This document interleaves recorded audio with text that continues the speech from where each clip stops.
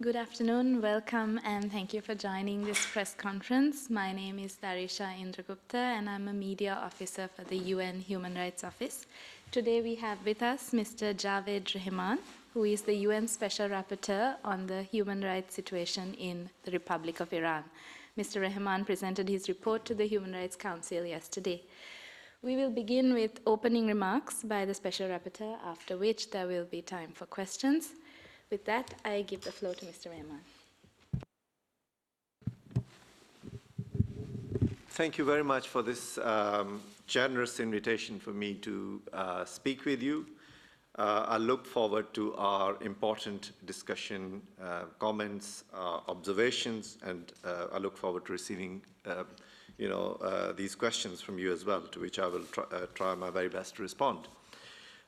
Yesterday, as has been mentioned already, I presented my report to the Human Rights Council, and the focus of that particular report is on the death in the police custody of the 22-year-old Jina Mahsa Amini. And the focus followed on to the subsequent killings and violence against peaceful protesters. I noted in my report that thus far, Iranian authorities have executed 4 protesters after arbitrary summary and sham trials. And the purpose of these arbitrary and summary executions is to instill fear and to quash protests. At least 17 individuals are sentenced to death currently, and over 100 persons currently face charges that carry the death penalty. So that is the gravity of the situation that we are facing. In terms of the state brutality, you saw my figures yesterday, and I would repeat them here. I reported yesterday that 526 people have been killed by state authorities, which includes 71 children. Hundreds remain severely injured, with some injuries deliberately inflicted by state authorities on girls and women on very sensitive parts of their bodies, and with a vindictive frame of mind to destroy and to damage them permanently. The report makes a number of recommendations. Some of them are very urgent. So I have called on the Iranian authorities to immediately end all forms of violence against protesters. I have asked the Iranian authorities to hold individuals accountable, both for the death of Jina Mahsa Amini, but also of the subsequent killing of all of these individuals that I've mentioned, 527. And I want accountability to be ensured. And therefore, I said that I'm ready, my office is ready to provide full cooperation to the fact-finding mission that the Council established in November. I hope that introductory statement should give you enough of time and enough questions to ask me, and I'd be very happy to respond to any of your comments and your questions. Thank you. Thank you, Mr. Rehman. The Special Rapporteur will now take questions. We'll start with reporters in the room, and we'll follow with those of you who are joining online. Please state your name and your organization when you ask a question. Thank you. I'm Bardi Afshin from Iran International TV. There were criticism about this report. Yesterday, as we saw, Islamic Republic criticized its impartiality and subjectivity. Do you accept the criticism that made by Islamic Republic and the usual allies like Russia and China? Thank you for your question. Well, as I said in my response to the Islamic Republic of Iran delegate, that I have been, and since I took over the mandate, and indeed my predecessors, we have been trying our very best to engage with the Iranian authorities. The Iranian authorities did not respond to my submission, and as is our common practice, we submit the draft report to the authorities in Iran. So if they were so engaged and if they felt so unhappy with the contents, there was an opportunity for them to respond on the substantive matter. But what they do is, instead of looking at the substance and my concerns, they look at non-substantive issues. So there are allegations against me that I'm misinformed, and as you heard yesterday, that my sources of information are from the terrorists. I'm not having an objective and a transparent view, a thorough view. I totally reject these allegations because we spend all our efforts to ensure that the information that we receive and we document is fully investigated, it is fully reliable, and it is fully authoritative. Thank you.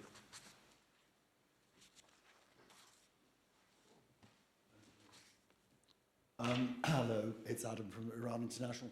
As a follow-up to that question, when the Iranian authorities, I presume it's the UN delegation here, is it, to respond to your submissions, when you're accused of manipulating information or being misinformed, do they substantiate their claims?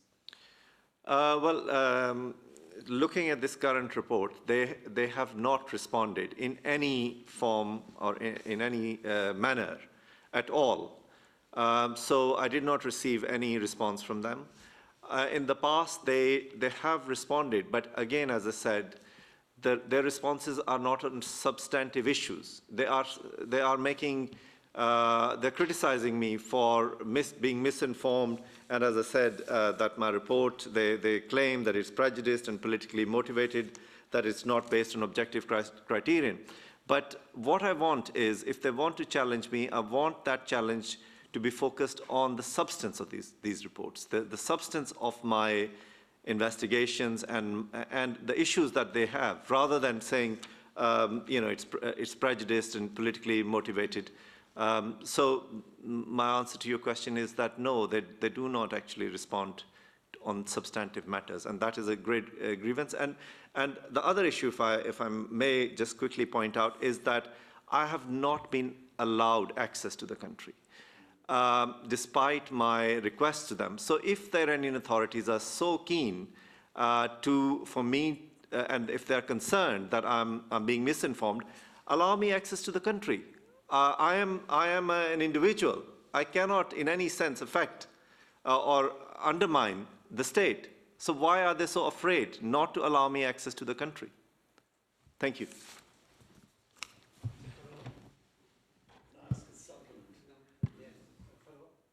Follow. What reason do the Iranian authorities? Yes. What reason do the Iranian authorities give for not allowing you access to the country? The reasons that they have stated is that they do not recognize my mandate. They say it's politically motivated, as was said yesterday, and therefore they will not allow me access to the country. But I have to remind the Iranian authorities that this is a Human Rights Council mandate. This is what the Human Rights Council authorized me to do, and they are violating the provisions of the mandate, which clearly says that I should be allowed access to the country, and therefore it is deeply disappointing. And I hope that the Iranian authorities would listen to me and change the course and allow me unconditional access to the country from now onwards. Thank you. Thank you. Gabriela Sotomayor, Mexico Proceso. My question is on accountability. So what is next for thousands of women in Iran? What is their hope of justice? So what is next for them, for the victims? Thank you. Thank you very much for this question. The issue of accountability is very significant. So I have been reporting, I have been documenting very serious violations of the rights of girls and women.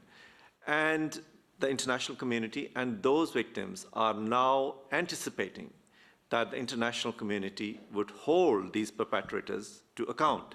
And therefore, last year, the Human Rights Council established the International Fact-Finding Mission with a specific purpose of accountability, investigation, accountability, legal consequences of what these perpetrators have done. So my response to your question is that action has been taken by the international community. And as I said, I would be fully cooperating with the International Fact-Finding Mission. I would be engaging with them. I engage with them already. I would be providing them information, the evidence that I have to support their task of holding these individuals accountable. Thank you. Do we have another question from the room? There's another question. I have another follow-up question regarding the very first one. Could we take... Thank you very much. Oh, okay. We'll do the follow-up. Thank you. I appreciate that. You talked about gravity and the scale of human rights violation in Iran without having a chance to being there, stepping a foot in the Iranian soil. Do you think that the report does, represent the scale and the gravity, the exact scale and the gravity of what's happening in Iran, especially after the death of Mahsa Amini? Thank you for the question. Well, as I said, I have documented as much information that I could collect from the sources that are available to me, and there is a wide range of sources that I consulted, both from inside of Iran and outside. And as is our practice, we verified them and made sure that they are genuine and authenticated numbers. And therefore, that is the evidence that I have. Now, of course, the Iranians are challenging those numbers, my conclusions and my views. But what I would say is that they should, if they have, when they're challenging my conclusions, then they should come up with some equally concrete views on my report, on the substance of my report. And as I say, if they are so concerned, they should allow me to go into the country to see for myself. I should be there now reporting to you from Iran, from Tehran, from Kurdish provinces, from Zahedan. So if they question my findings, they should allow me access. So that is my big request to the international community and to the community of journalists to support me in my pleas to the Iranian authorities to allow me access to the country.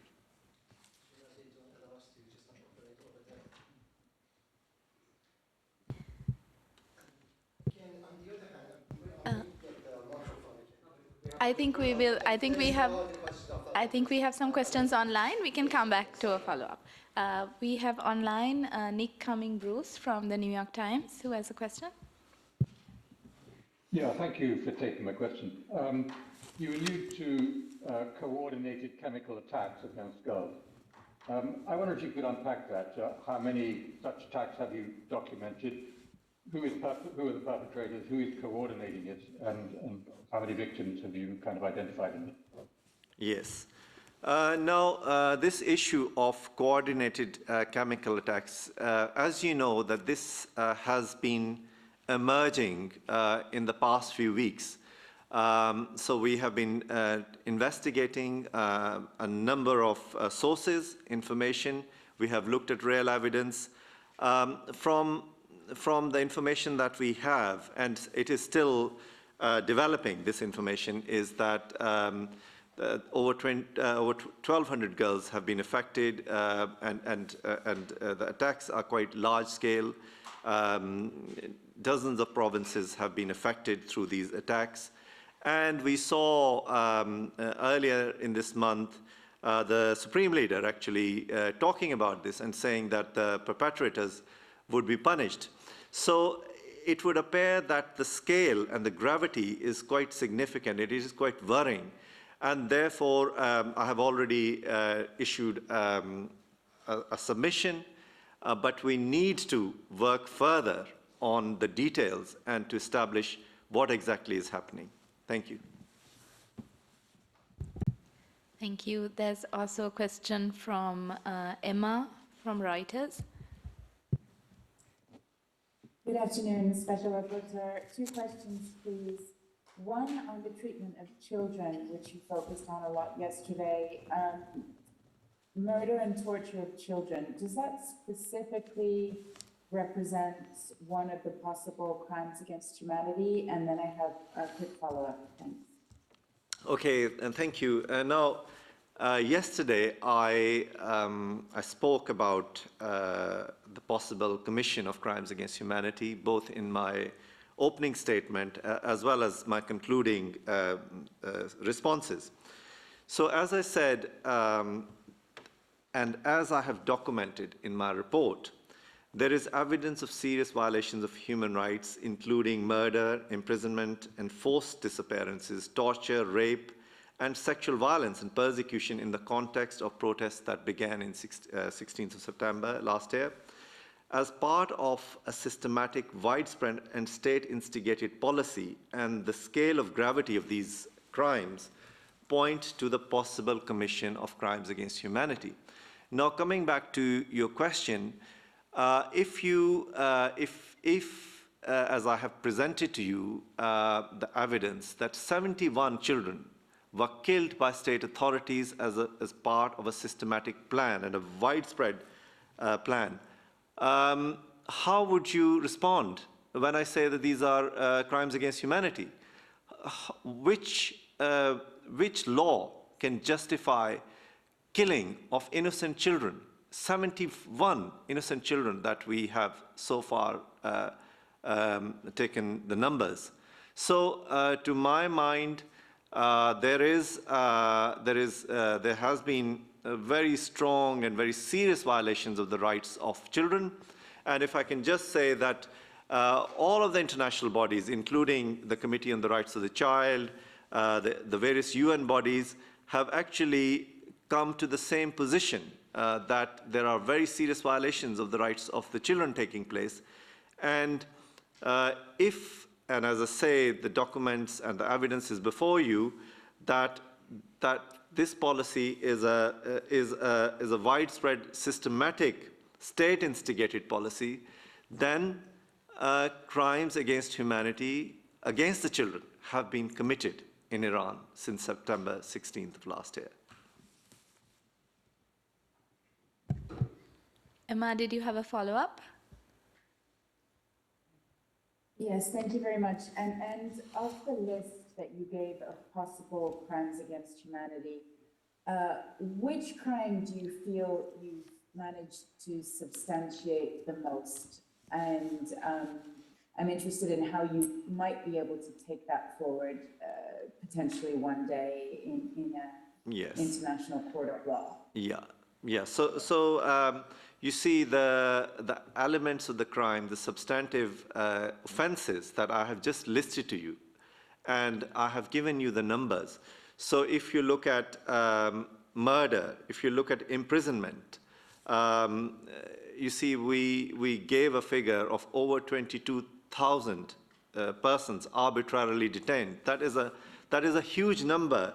That is systematic, widespread, state-instigated policy being evidence.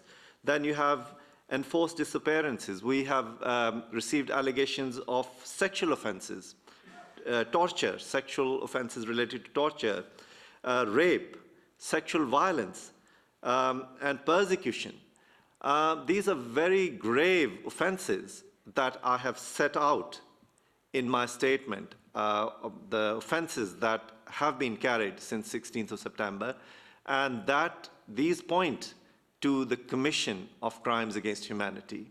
And the investigations must now focus on these offenses that I'm saying have been committed in Iran since September of last year. Thank you. Another question online from Jeremy from Radio France. Yeah, thank you. I'd like to come back to the chemical attacks on girls. I'd like to know if I know that it's still early for you in the inquiry, but do you believe that those attacks could fit in the accusation of crime against humanity? You mentioned like all the offenses. Do you think that this one could fit into crimes against humanity? And the second question is about the perpetrators. Iran announced, I think, over 100 persons were arrested in relation to those attacks. Do you trust Iran to shed a light on those attacks and prosecute the real perpetrators?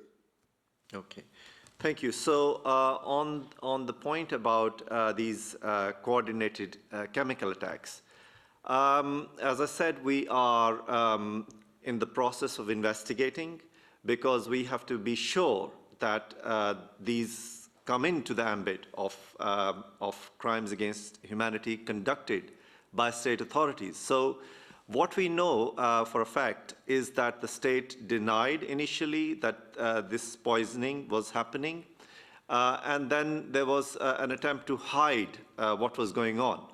But we still have to establish, to come within the definition of crimes against humanity, these have to be state-instigated. So therefore, I am less forthright and rather reluctant to make this claim without having the substantive evidence in front of me at this point. But we are looking into that, and we will look into the state operations themselves as to how and why these chemical attacks have been happening. There was a second related question. If I can just have a repeat of that, please. Jeremy, could you please repeat your second question? Oh. Yeah, sorry. Yes, now you can hear me. Yeah. It was more about the announcement by Tehran that people have been arrested. Do you believe Iran is in a position to prosecute those people and the real perpetrators? Yeah, so this is related to the point that we have been discussing. We need to have further evidence of who they've arrested and on what charges these individuals have been arrested and what offenses they're being charged with. I would say that there must be fair trial for everybody who has been arrested. The fair trials must incorporate the provisions of Article 14 of the ICCPR, to which Iran is a state party. There must not be any torture involved. Those individuals must have lawyers to defend themselves, and we need to know the details of who these individuals are. And then ultimately, there is state responsibility as well. The state is ultimately responsible for the protection of these girls and children at school. So the state will have to be held accountable for all of the violations these girls are suffering from. Thank you. Thank you. Are there any other questions for the Special Rapporteur?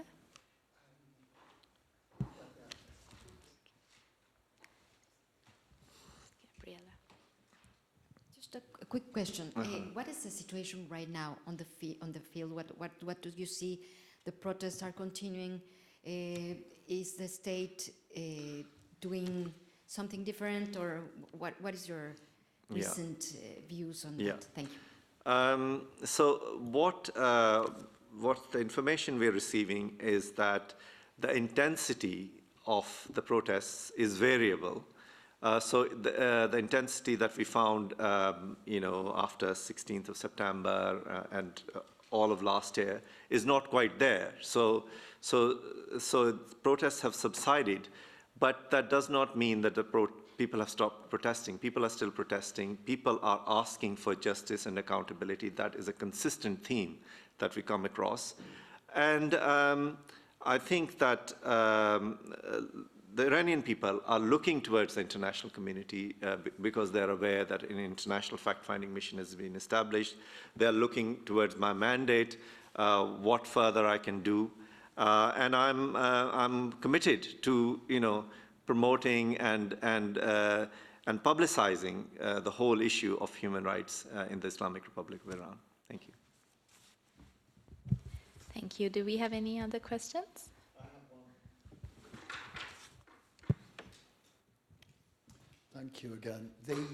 Yesterday you spoke about the execution of people on drugs offences, which have increased so dramatically in the last year or so. And I believe you have mentioned the fact that the United Nations drugs authorities, what action would you like the United Nations drugs authorities, which work in cooperation with the Iranian authorities, to take? Because there have been comments that they're not responding like this. Yeah, thank you for the question. You're right that the number of people executed have risen exponentially, as I mentioned yesterday. And that number is alarming because of the increase, the dramatic increase and the alarming nature of executions of people charged with drug offenses.